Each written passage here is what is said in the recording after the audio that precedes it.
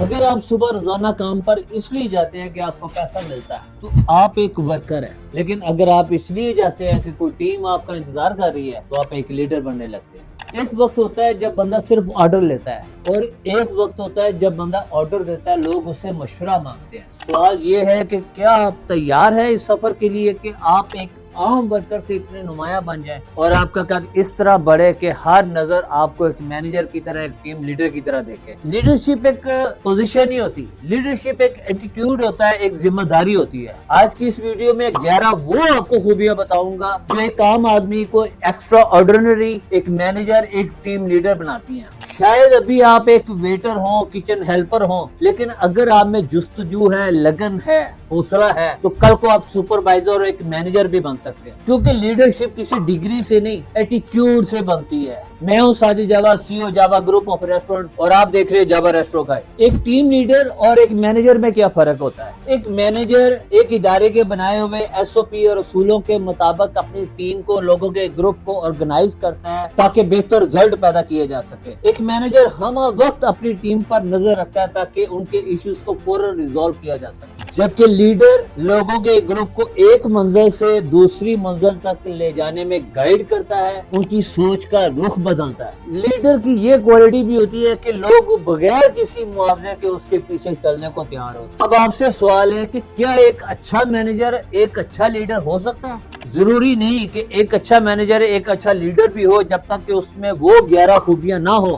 جو میں ابھی آپ کو بتانے جا رہا ہوں، لیکن ایک اچھا لیڈر ایک اچھا مینیجر ہو سکتا ہے۔ تو پھر فیصلہ آپ کا ہے کہ آپ کیا چاہتے ہیں، ایک اچھے مینیجر کی خوبیاں سیکھنا چاہتے ہیں یا ایک اچھے لیڈر کی؟ میرا خیال ہے ایک اچھے لیڈر کی خوبیاں سیکھ لی جائے تاکہ کل کو آپ ایک اچھے مینیجر کی بجائے ایک اچھے ٹیم لیڈر بھی بن سکیں۔ اور اگر آپ ایک بزنس اونر ہیں تو یہ 11 کوالٹیز کا آپ میں ہونا بہت لازمی ہے اگر آپ چاہتے ہیں کہ ٹیم آپ کے ساتھ وفادار ہو۔ تو چلیے جلدی سے میں 11 کوالٹیز وہ گناؤں گا، اس کی تفصیل میں نہیں جاؤں گا۔ ایک اچھے لیڈر میں پہلی خوبی ہوتی ہے ہمت اور حوصلہ۔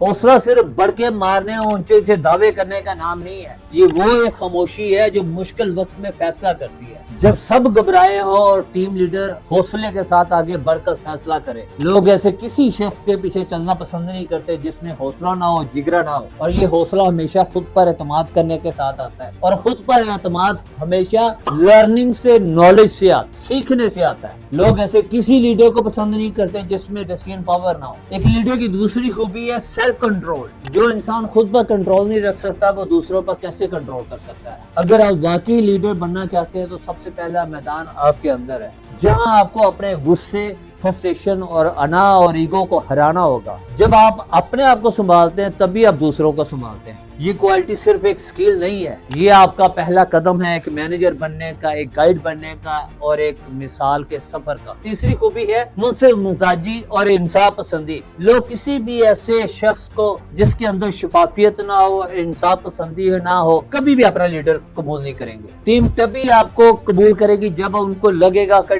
آپ ٹیم کے ہر ممبر کے ساتھ برابری کا سلوک کرتے ہیں۔ منصف مزاج لیڈر کا مطلب یہ ہے کہ نہ آپ کسی کے سامنے جھکتے ہیں اور نہ ہی کسی کو ذلت میں ڈالتے ہیں۔ آپ صرف سچ اور انصاف کی بنیاد پر فیصلے کرتے ہیں، اور یہی وہ بنیاد ہے جہاں سے ایک ٹیم، ایک فیملی بنتی ہے۔ چوتھی خوبی ہے فیصلہ کرنے میں، ڈیسیژن کرنے میں پورا کانفیڈنس ہو، ڈگمگ نہ ہو۔ لیڈرشپ کا مطلب یہ نہیں ہے کہ آپ ہر بار صحیح فیصلہ لیں، لیڈرشپ کا مطلب یہ ہے کہ آپ اپنے فیصلوں میں کنفیوز نہیں ہیں، کلیئر ہے۔ جب ایک لیڈر بولتا ہے کہ یہ کام ایسے ہوگا تو ٹیم کو یہ حوصلہ ملتا ہے کہ ایک ذمہ دار شخص ہے جس نے ذمہ داری قبول کی ہے۔ اگر آپ فیصلے لینے سے گھبرائیں گے تو ٹیم میں انسرٹینٹی بڑھ جائے گی، بے یقینی بڑھ جائے گی۔ کانفیڈنٹ ٹیم لیڈر ٹیم کو ڈائریکشن دیتا ہے، چاہے راستے میں رکاوٹ ہو لیکن چلتا ضرور ہے۔ پانچویں خوبی ہے کلیئر پلاننگ، واضح منصوبہ بندی کی۔ لیڈر وہ ہوتا ہے جو کام کرنے سے پہلے سوچتا ہے کس کام کو کس کو ڈیلیگیٹ کرنا ہے، کون سا کام کس وقت پہ کرنا ہے۔ لیڈر ہر روز کا سین اپنے دماغ میں ایک دن پہلے سے بنا کر رکھتا ہے، پھر اسے گراؤنڈ میں اتارتا ہے۔ جب آپ کے پاس ایک کلیئر پلاننگ ہوتی ہے تو آپ کی ٹیم کنفیوز نہیں ہوتی، ان کو پتا ہوتا ہے کہ ان کا ٹاسک کیا ہے۔ کلیئر پلاننگ سے کلیئر ڈائریکشن ملتی ہے، اور کلیئر ڈائریکشن سے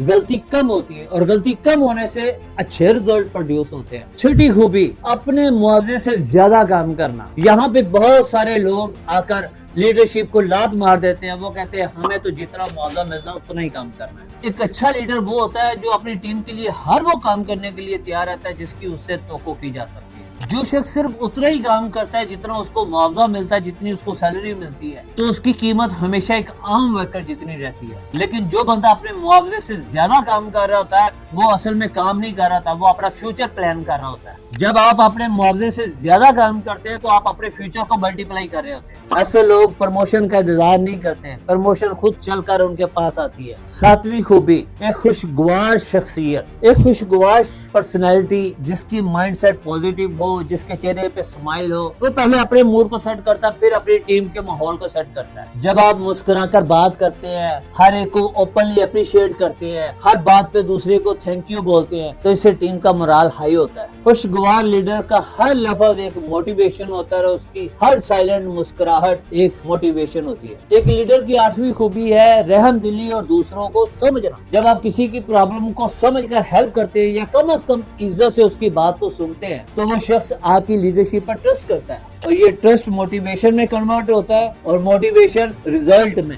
رحم دلی کا مطلب یہ نہیں ہے کہ آپ کسی کو خاص فیورٹ کر لیں یا ڈسپلن ختم کر لیں۔ رحم دلی کا مطلب یہ ہے کہ آپ ہر ورکر کو ایک ہی جیسا ٹریٹ کریں۔ ایک لیڈرشپ کی 9ویں خوبی ہے اپنے مقام کی پہچان۔ اپنے مقام کی پہچان کا مطلب یہ ہے کہ آپ اپنے رول کو سمجھتے ہیں، اپنی باؤنڈریز کو سمجھتے ہیں اور اپنے فرائض کو سمجھتے ہیں۔ یہ نہیں ہے کہ آپ اپنی اتھارٹی کو سمجھ گئے ہیں تو دوسروں پر دوست جمانا شروع کر دیں۔ 10ویں خوبی ہے مکمل ذمہ داری لینے پر تیار۔ ذمہ داری لینے کا مطلب آپ ہر مشکل گھڑی میں اپنے فیصلوں کے ساتھ کھڑے رہیں، اپنی غلطیوں کو بھی ایکسپٹ کریں، نہ صرف اپنی غلطیوں کو بلکہ اپنی ٹیم کی ہر غلطی کو ایکسپٹ کریں، کیونکہ اگر انہوں نے غلطی کی ہے تو آپ نے ٹرین کیوں نہیں کیا، آپ نے ان پر نظر کیوں نہیں رکھی، آپ نے SOPs کیوں نہیں بنائے۔ ایک اچھے ٹیم لیڈر کی 11ویں خوبی ہے باہمی تعاون یعنی کوپریشن۔ آپ کو ایک بات بتا دوں، جو شخص باہمی تعاون اور کوپریشن کی طاقت کو سمجھتا ہے یا جانے انجانے میں اس پر عمل کر رہا ہوتا ہے وہ ایک نہ ایک دن لیڈر بن جاتا ہے، کیونکہ لیڈرشپ کے لیے پاور کا ہونا ضروری ہے، اور پاور آتی ہے آپ کے پاس ایک ہی چیز سے، وہ ہے تعاون۔ آپ لوگوں سے تعاون کرتے ہیں، لوگ آپ سے تعاون کرتے ہیں، یوں آپ کا ایک نیٹ ورک بنتا ہے۔ دنیا میں 2 طرح کے لیڈر ہوتے ہیں، ایک وہ لیڈر جن کے پیچھے لوگ چلنا پسند کرتے ہیں، جن سے لوگ پیار کرتے ہیں، جن کے لوگ بلا معاوضہ چلتے ہیں، اور دوسرے وہ جو بائی فورس مسلط کیے جاتے ہیں، عہدہ ملنے پر دوست جماتے ہیں۔ فیصلہ آپ کا ہے کہ آپ کیسے لیڈر بننا چاہتے ہیں، کمنٹ سیکشن میں بتائیے۔ اگر ایک عام آدمی بھی ان 11 کوالٹیز کو اپنے اندر پیدا کر لیتا ہے تو وہ اپنے گھر میں بھی ایک لیڈر کی طرح ابھر کر سامنے آ جاتا ہے، وہ ایک فیملی میں بھی ایک لیڈر کی طرح ابھر کر سامنے آ جاتا ہے، وہ گلی محلے میں بھی ایک لیڈر کی طرح ابھر کر سامنے آ جاتا ہے، وہ اپنی ورک سپیس پر بھی ایک لیڈر کی طرح سامنے آ جاتا ہے۔ تو کوشش کیجئے کہ ان 11 کوالٹیز کو بار بار دیکھیں، بار بار سیکھیں، بار بار سمجھیں اور ان کو اپنی زندگی میں اتار لیں۔ اگر اس ویڈیو سے آپ نے کچھ بھی سیکھا ہو تو اس ویڈیو کو لائک کیجئے، سبسکرائب کیجئے۔ اگلی ویڈیو تک دیکھتے رہیے، سیکھتے رہیے۔ اللہ